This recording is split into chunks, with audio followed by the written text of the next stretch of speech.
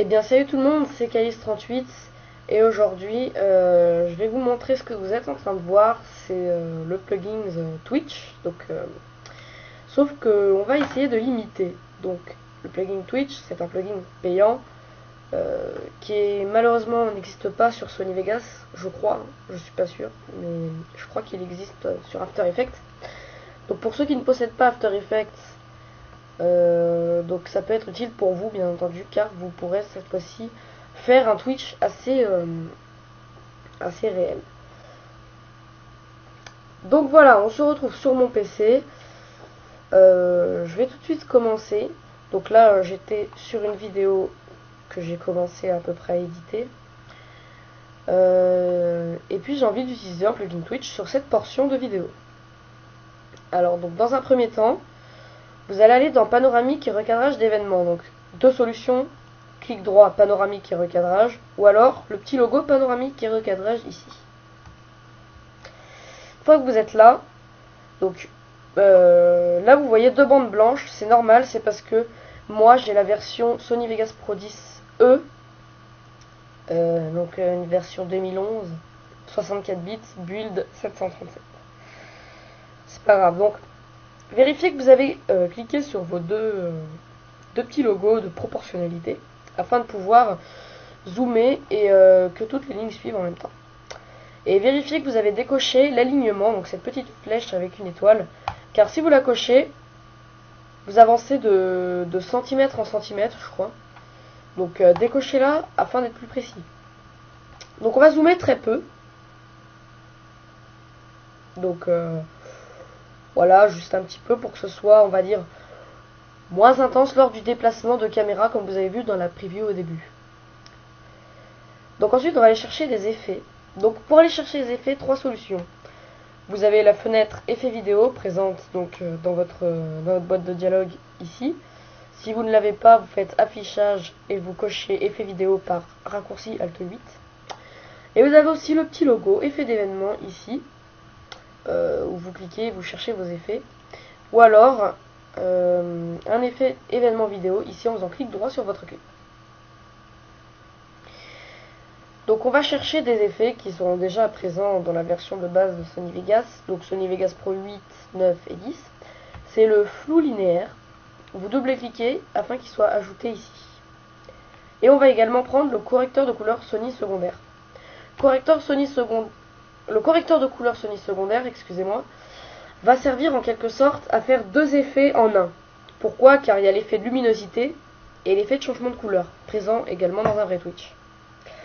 Donc je vais cliquer sur le flou linéaire Sony, mettre la quantité à 0 pour commencer. Je vais cliquer sur animer. Ensuite je vais avancer de quelques images, donc ici vous avez le nombre d'images, donc par exemple une vidéo de 25 images par seconde, vous allez avoir un chiffre maximum de 25 et ensuite passer à une seconde. Exemple, suivez bien en bas, hop, une seconde, bref. Vous avancez de quelques images, et puis là, vous allez, moi je vais ajouter une image clé et je vais avancer encore ici à une seconde. Cette fois-ci, je vais ajouter un peu de quantité. Toujours rester autour de 0,70 pour pas que ce soit très désagréable.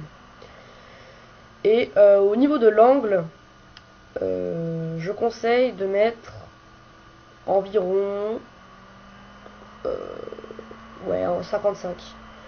Sur cette première clé, je vais mettre 50. Comme ça, on va avoir très peu de déplacement d'angle, puisque c'est désagréable à la vue.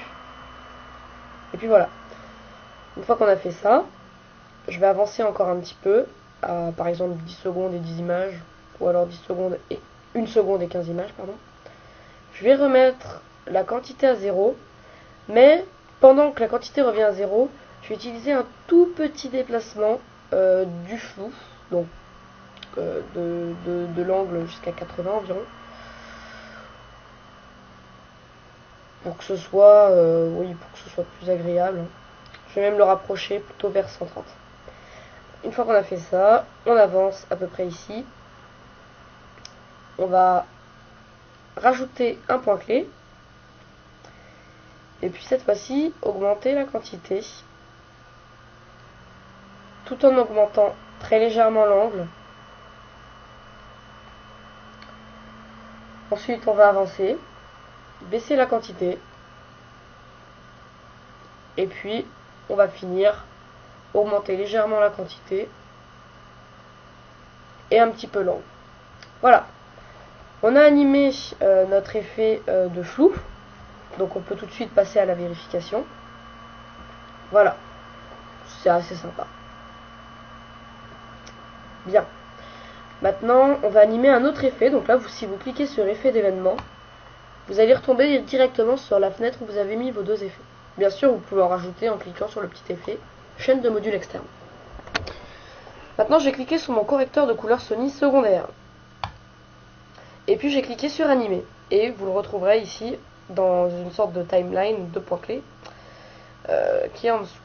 Je tiens à préciser que si vous n'êtes pas au point au niveau des points clés, etc., enfin, si vous ne connaissez pas Sony Vegas et que vous ne connaissez pas le système des points clés, je vous conseille de regarder un petit peu certains tutos de MAF Tuto, une chaîne communautaire, qui pourrait vous expliquer des choses intéressantes à ce sujet.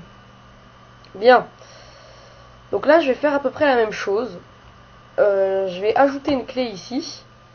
Et arrivé à ce moment-là, je vais augmenter du gamma.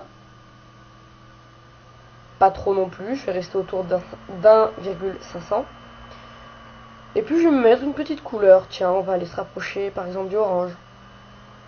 Bien sûr, pas énormément. Restez quand même pas trop... Enfin, pas trop loin. Enfin, voilà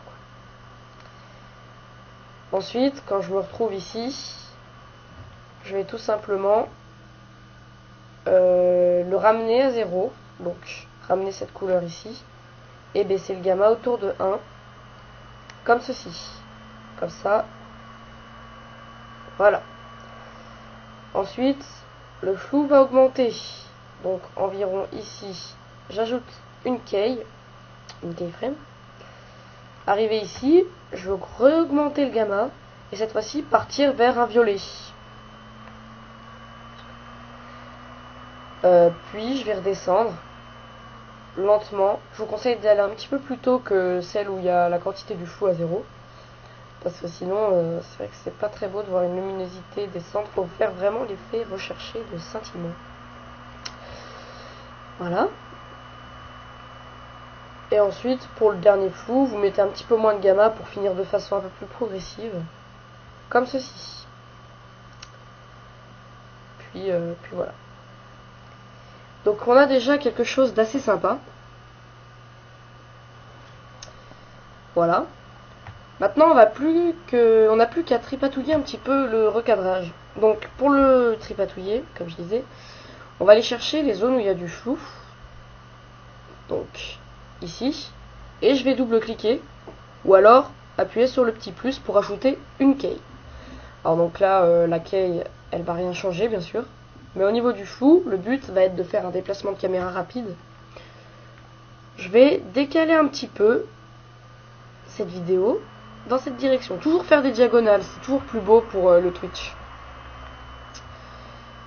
Ensuite, on va avancer très légèrement. Puis, cette clé-là, je vais faire CTRL-C. Je vais avancer un peu. Quelques images. CTRL-V. Comme ça, ça nous fait un petit déplacement. Une fois qu'on a fait ça, on va aller chercher le deuxième moment, c'est-à-dire je mets une key en plus. Là, il y a un décalage, pardon. Et je pars dans une autre diagonale. Par exemple, celle-ci. Et très peu de temps après, je vais faire CTRL-V de l'ancienne key pour pouvoir revenir assez rapidement sur les lieux. Ensuite, dernière période de flou. Je vais me décaler un petit peu comme ça. Bien penser avant de faire CTRL-V de l'ancienne clé pour que ça fasse un effet plus rapide. Voilà. Et puis là, je vais faire CTRL-V encore une fois pour réajuster ma clé et la rapprocher. Voilà, donc ce petit tuto est maintenant terminé. J'espère qu'il vous aura plu. Moi, je vous dis à très bientôt pour de prochains tutos. Salut tout le monde.